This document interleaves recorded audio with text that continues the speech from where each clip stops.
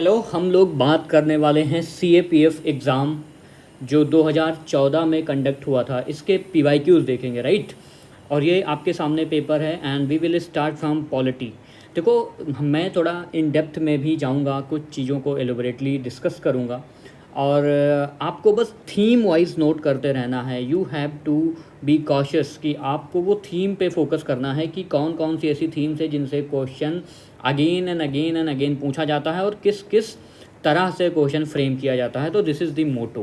पहला क्वेश्चन हम लोग देखेंगे। This question is about assertion and reason type. ठीक है, देखो ये मैं आपको सिर्फ दिखाना चाहता हूँ कि इतना हमें आइडिया होना चाहिए कि क्वेश्चंस पूछे कैसे जा रहे हैं, राइट।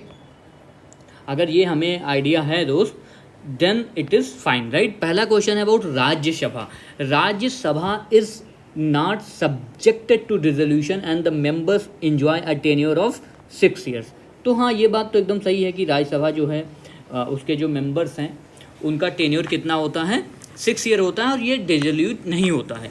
और उसके बाद में देखोगे इसमें लिखा है कि अकॉर्डिंग टू आर्टिकल 83। अब देखो article 83, the constitution of India 1/3 of the member. हाँ देखो क्या होता है, राज्यसभा में 1/3 मेंबर्स क्या होते हैं, रिटायर हो जाते हैं 2 साल पे। इसीलिए क्या है, ये पूरा का पूरा ऐसा ऑफिस है, ऐसा हाउस है जो कभी भी डिसोल्यूट नहीं होता है। तो इसमें दोनों क्वेश्चन सही होंगे, यानी कि both statement is true and जो सेकंड है वो फर्स्ट को क्या कर रहा है, एक्सप्लेन कर रहा है। बट वहीं पे अगर आप क्वेश्चन नंबर दूसरा देखोगे, इम्पीचमेंट प्रोसीजर के बारे में है। Impeachment procedure is a quasi judicial procedure. हाँ ठीक है, इसको क्वेसी जुडिशियल इसलिए बोला जाता है क्योंकि जिस हाउस से इम्पीचमेंट मोशन को प्रमलगेट किया जाता है, तो दूसरा हाउस जो होता है, सपोज राज्यसभा में अगर इम्पीचमेंट आता है, क्योंकि दोनों हाउस में आ सकता है, तो दूसरा हाउस उस पर जांच करता है ना, तो इसलिए एक और प्रेसिडेंट साहब को मौका भी दिया जाता है टू उनको सुनने का। ठीक है, तो इसलिए ये क्वेसी जुडिशियल है। लेकिन क्या ये इसलिए क्वेसी जुडिशियल है, सेकंड स्टेटमेंट आप पढ़ें, the impeachment procedure can be initiated in either house of the parliament. नहीं, इसका ये मतलब नहीं है, दोनों स्टेटमेंट सही हैं, no doubt. But quasi judicial procedure होने का मतलब ये इसलिए थोड़ी ना हो जाता है कि आप किसी भी हाउस में प्रोवाइड कर रहे हैं। काफ़ी ऐसे हैं ट्रिब्यूनल्स हैं या काफ़ी ऐसी चीज़ें हैं, काफ़ी ऐसी SDMs को पावर हैं जो क्वेसी जुडिशियल नेचर में भी होती हैं। बट इसका ये मतलब थोड़ी है कि उनको दोनों हाउस में पास कराना, नहीं। तो दोनों स्टेटमेंट सही हैं, बट जो दूसरे में है वो दूसरा स्टेटमेंट पहले को एक्सप्लेन नहीं करता है। तो मैं आपको दिखाना चाह रहा था कि ये क्वेश्चन कैसे हैं, स्टेटमेंट बेस्ड वाले क्वेश्चन हैं। तो यहाँ पे हमें सतर्क होने की ज़रूरत है, ठीक है। तो अभी हो गया, ठीक है। तो ये दोनों क्वेश्चन हमने पॉलिटी के देखें। I hope this is clear. इसमें दोनों सही हैं और पहला दूसरे को एक्सप्लेन कर रहा है, इसमें भी दोनों सही हैं, बट दूसरा पहले को एक्सप्लेन नहीं कर रहा है। चलते हैं आगे। तो ये थीम देखो, अब इलेक्शन का ईयर था इस बार, तो इलेक्शन की थीम पर क्वेश्चन पूछा गया था। मैं बस आपको ये बताना चाहता हूँ कि हाउ इट इज़ इम्पॉर्टेंट। अभी की आपको करंट याद रखना चाहिए, जो इस समय इंडिया में इलेक्शन एक्सपेंडिचर है। अगर लोकसभा का इलेक्शन है तो एक candidate 95 lakh rupees maximum expand कर सकता है। कितना? लोकसभा के इलेक्शन में। और अगर असेंबली का इलेक्शन है तो इट इज़ 40 लाख। ठीक है, अब एक क्वेश्चन और आता है, इसको फिक्स कौन कर सकता है? तो इसको फिक्स करता है election commission of India, which is a constitutional body, right. तो ये क्वेश्चन आप देखो, इलेक्शन होता है तो इलेक्शन से भी, और 2014 का क्वेश्चन पेपर है माय डियर फ्रेंड, तो 2014 में भी इलेक्शन था, आपको ये ध्यान में रखना चाहिए। एंड अगेन अगला थीम है अबाउट फंडामेंटल राइट। ये this is very favourite theme of UPSC। तो दूसरा क्या है, फंडामेंटल राइट। और जो ये तीसरे स्टेटमेंट और चौथे स्टेटमेंट इसमें लिखे हैं, आप देखोगे दोस्त तो आपको दिखेगा कि ये दोनों तीसरे और चौथे स्टेटमेंट हैं, ये DPSP के हैं, directive principle of state policy, which is again very important topic and theme for the civil service examination. आप देखेंगे पहला स्टेटमेंट है free and compulsory education to all children. 6 से 14 साल के जो बच्चे हैं, 6 से 14 साल के, उनको फ्री एंड कंपलसरी, ये फंडामेंटल राइट है। आप पढ़ेंगे आर्टिकल 21 का A, राइट। और ये किस अमेंडमेंट से इंसर्ट किया गया है, ये भी आपको जानना चाहिए। और दूसरा ह्यूमन ट्रैफिकिंग, ठीक है, ये भी आर्टिकल 23 और 24 आपको पता होना चाहिए। तो आई होप ये आप जानते होंगे। और जो नीचे के तीसरे हैं, तीसरे और चौथे, वो किससे रिलेटेड हैं? डीपीएसपी से। तो इसका क्वेश्चन हो जाएगा पहला, ठीक है, 1 and 2 are correct. And DPSP में कुछ इंपॉर्टेंट आपको जानना चाहिए, जैसे फ्री लीगल एड 39 का ए। अब अगेन ये किस अमेंडमेंट से इंसर्ट हुआ? आपको जानना चाहिए आर्टिकल 40 विच टॉक्स अबाउट पंचायती राज। आपको जानना चाहिए यूसीसी आर्टिकल 44 जिसमें बात किया गया है ना, यूसीसी आर्टिकल 44। आपको 43 भी जानना चाहिए जो बात करता है कोऑपरेटिव सोसाइटीज़ के बारे में। एंड सबसे इम्पॉर्टेंट आर्टिकल है आर्टिकल 50। ये इम्पॉर्टेंट आर्टिकल है एंड काफ़ी कंफ्यूजिंग होता है कि ये यहाँ पर भी बात करता है कि लेजिस्लेटिव एंड जुडिशियस के जो भी वो है ना, जो सेपरेशन ऑफ पावर की बात करता है आर्टिकल 50। आप इसको पढ़िएगा जरूर, once you have to revisit these articles. अगला है preamble. Preamble is another important theme. तो प्रियम्बल वही है जो ऑनरेबल नेहरू जी ने इसको पास कराया था इन कॉन्स्टिट्यूएंट असेंबली, ठीक है। तो यही बाद में चल के प्रियम्बल बन जाती है। तो पहला statement is correct. The idea of preamble was borrowed from the constitution of USA exactly, क्योंकि हमारे प्रियम्बल में जो पहली लाइन है we the people of India, same आप जाएंगे in American constitution you will find that the we the people of America is something like, वहाँ पे के आर्टिकल वहाँ के प्रियम्बल में भी लिखा गया है। The socialist and secular were adopted, हाँ ये भी सही है, सोशलिस्ट सेक्युलर और unity and integrity of the nation. ये जो है 42nd अमेंडमेंट जो 1966 में हुआ था, ये आपको पता होगा, आई एम वेरी श्योर, अगर आपने पढ़ रखा है थोड़ा सा भी। तो 1, 2, 3 है। बट जो चौथा स्टेटमेंट है the preamble incorporate the fundamental rights of the citizen, नहीं, फंडामेंटल राइट पार्ट 3 में इनकॉर्पोरेट है, तो चौथा गलत हो जाएगा। And option first is right. Okay, अगला क्वेश्चन देख लेते हैं। ये क्वेश्चन है पंचायती राज के बारे में। देखो पंचायती राज मेरे दोस्त, this is very important topic, ठीक है। पंचायती राज इंस्टीट्यूशन, म्यूनिसिपल कॉरपोरेशंस, ये आप अच्छे से पढ़ें, इसको आप जो है क्या करें, रिवाइज करें। एंड इसमें देखो डी स्टेटमेंट क्या है, ग्राम panchayat can continue for 3 years from date of election. ऐसा है क्या? ग्राम पंचायत का टाइम पीरियड आपको 3 साल का होता है? नहीं, ये तो हमने 5 साल का सुन रखा है, गलत है। Panchayat system is not provided for state having 2 million। देखो यहाँ पर भी क्या है कि दिस इज़ नॉट करेक्ट, ठीक है। आप इसमें जाएंगे, फैक्चुअल इन्फॉर्मेशन से इसमें करेक्ट है। 2 million is not provided for state having less than 2 million population. The panchayat system exists in all state of India except Nagaland, Meghalaya, Mizoram. It also exists in all except, हाँ तो यही पहला statement सही है, ठीक है।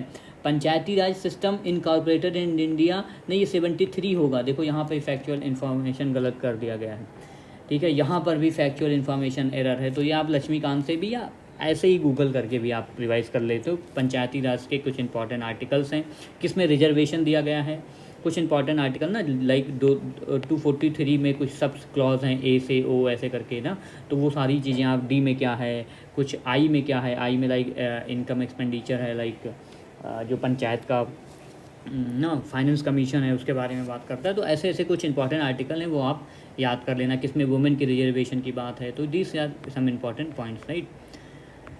हाँ, उसके बाद में अर्बन लोकल बॉडीज़ अगेन ये 74 अमेंडमेंट से आया, करेक्ट है, ठीक है। उसके बाद में municipal corporation are establish in cities with population greater than 1 million, ये भी करेक्ट है। जिस सिटीज़ में 1 million से ज़्यादा लोग रहते हैं वहाँ पे म्यूनिसिपल कॉर्पोरेशंस की एस्टेब्लिशमेंट की बात कही गई है। बट अगेन जो तीसरा स्टेटमेंट है वो गलत है।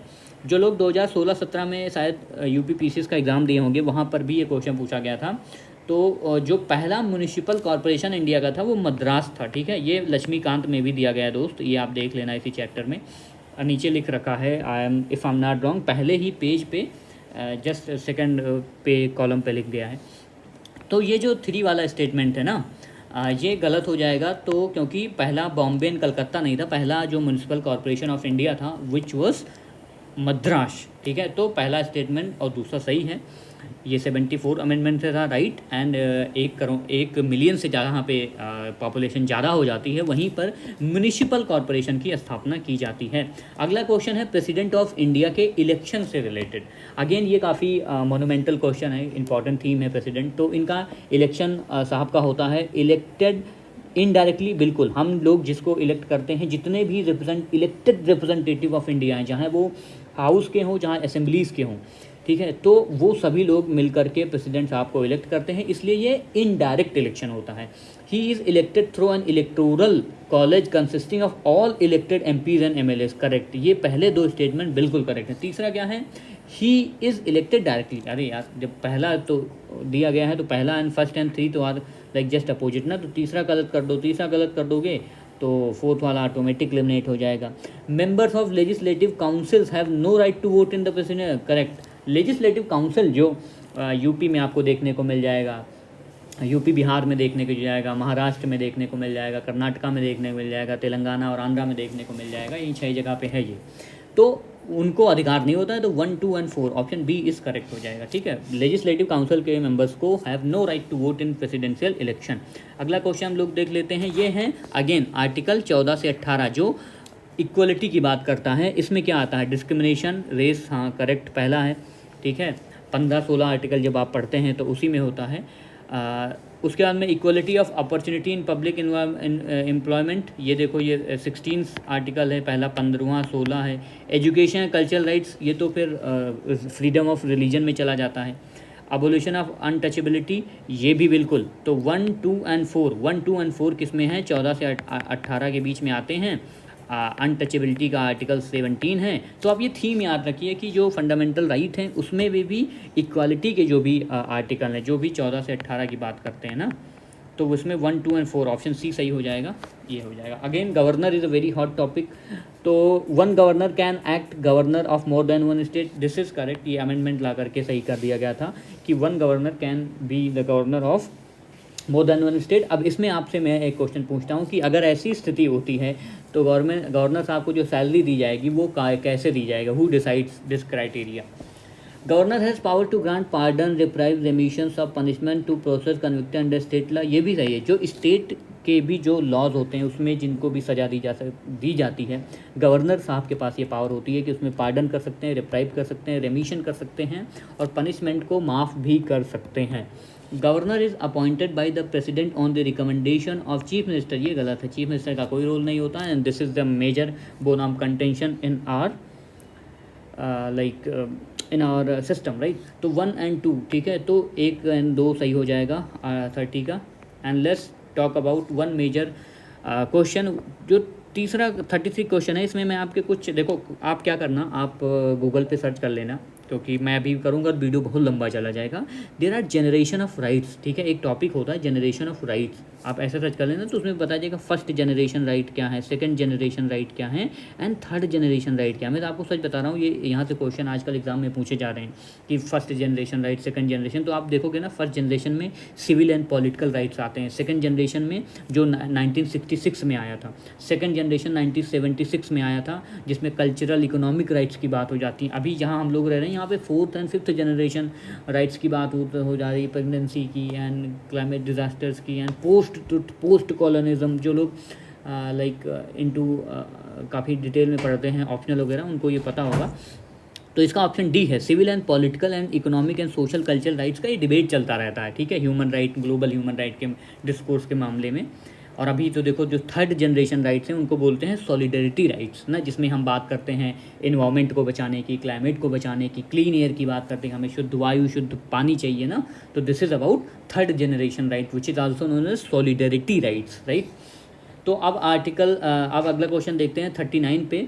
The issue whether commitment made by minister on the floor of the house, जो कोई मिनिस्टर साहब ने कह दिया कि हम ये काम करके दिखाएंगे, उसको देखती कौन सी कमेटी है। तो बिल्कुल, अगर मिनिस्टर साहब ने कहा कि हम ये काम करके दिखाएंगे, इसका मतलब ये होता है कि public committee on public assurances का ये काम है कि उसको देखभाल करना कि क्या हो रहा है, क्या नहीं हो रहा है। तो this is going to be monitored by committee on public assurances, right. और बाकी ये कमेटी ये थीम है, मैं इसलिए बता रहा था, this is important theme of civil service examination और any examination which is conducted by UPSC. तो कमेटी ऑन पब्लिक एश्योरेंसेस का काम होता है, जो मिनिस्टर साहब ने एश्योर कराया है कि this is I am going to implement, तो उसको काम देखती हैं committee on public assurances. Who among the following, देखो अब ये है रेगुलेटिंग एक्ट ऑफ 1770। देखो पहली बार जब ईस्ट इंडिया कंपनी भारत में राज कर रही थी, उस पर करप्शन के चार्जेस लगे और काफ़ी टेंट्रम हुआ, तो रेगुलेटिंग एक्ट लाया गया ब्रिटेन के पार्लियामेंट के द्वारा। उसके कुछ इंपॉर्टेंट पॉइंट्स हैं, जो कि सारे पॉइंट्स इसमें सही लिखे गए हैं, बट एक पॉइंट गलत है। वो ये है कि governor general was wasted with the casting vote. देखो कास्टिंग वोट क्या होता है? कास्टिंग वोट होता है उस कंडीशन में जब टाई की सिचुएशन हो जाती है ना, तो टाई की सिचुएशन में क्या होता था, कास्टिंग वोट दिया जाता था गवर्नर जनरल को, और ये पिट्स इंडिया एक्ट में दिया गया था, ठीक है।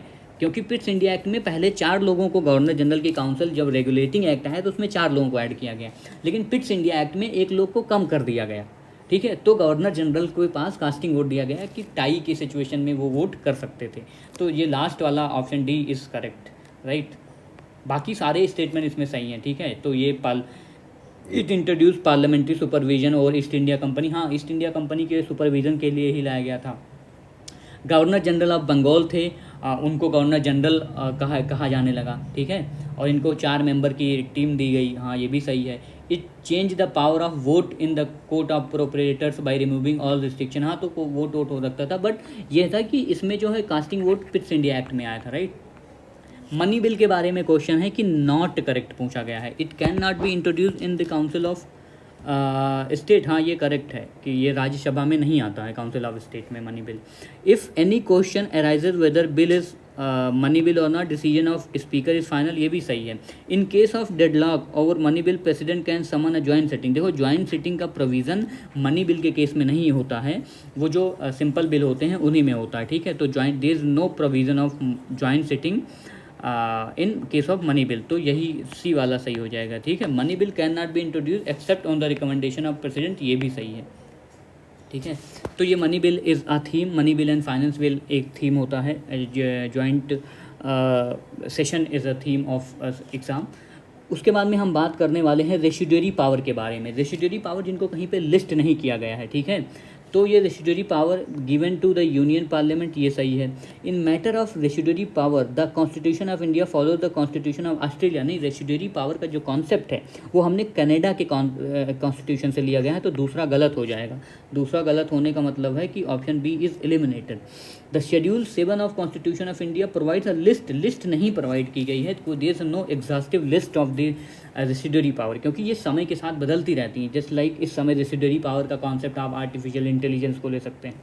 जब हमारा कॉन्स्टिट्यूशन बना तो हमने नहीं सोचा था बस right now cyber security and blockchain technology, these things comes under matter of union parliament, because ये रेसिड्यूरी पावर से ये समय के साथ इमर्ज कर रही हैं। तो तीसरा भी गलत काट दो अगर आप। And the government of India act place the residuary power in hands of governor general, obviously. तो ये जब गवर्नमेंट ऑफ इंडिया एक्ट 1935 था, उसमें रेसिड्यूरी पावर्स गवर्नर जनरल के पास ही हुआ करती थी। तो आप देखो एक इसमें करेक्ट हो जाएगा कौन सा, ये हो जाएगा 1 and 4 is correct, right. 1 and 4 option C is correct, ठीक है। उसके बाद में लास्ट क्वेश्चन है, आई थिंक लास्ट या सेकंड लास्ट क्वेश्चन है अबाउट कॉन्स्टिट्यूशनल गवर्नमेंट। देखो एक मैं आपको कीवर्ड बताता हूँ, when you see the word constitutional, constitutional का मतलब होता है लिमिटेड, ठीक है। कॉन्स्टिट्यूशन का मतलब ये होता है लिमिट करना चीज़ों को, तो it's a form of limited government, right. तो ये सही हो जाता है। And one where constitution is the basis of public authority, तो ये भी सही है कि भाई जहाँ पे सारी अथॉरिटीज़ को पावर कॉन्स्टिट्यूशन द्वारा प्रोवाइड किया जाता है, इसी को तो कॉन्स्टिट्यूशनल गवर्नमेंट बोलते हैं। तो पहला और दूसरा मुझे सही लग रहा है। एंड अगर आप तीसरा स्टेटमेंट पढ़ेंगे, one where monarch is the formal head, one where monarch is the formal head of the state, ऐसा नहीं है, ठीक है, कि अब जहाँ पे मोनार्क हेड होगा वहीं पे कॉन्स्टिट्यूशनल गवर्नमेंट होगी। नो, दिस इज़ लाइक ये ऐसे ही वेग स्टेटमेंट है।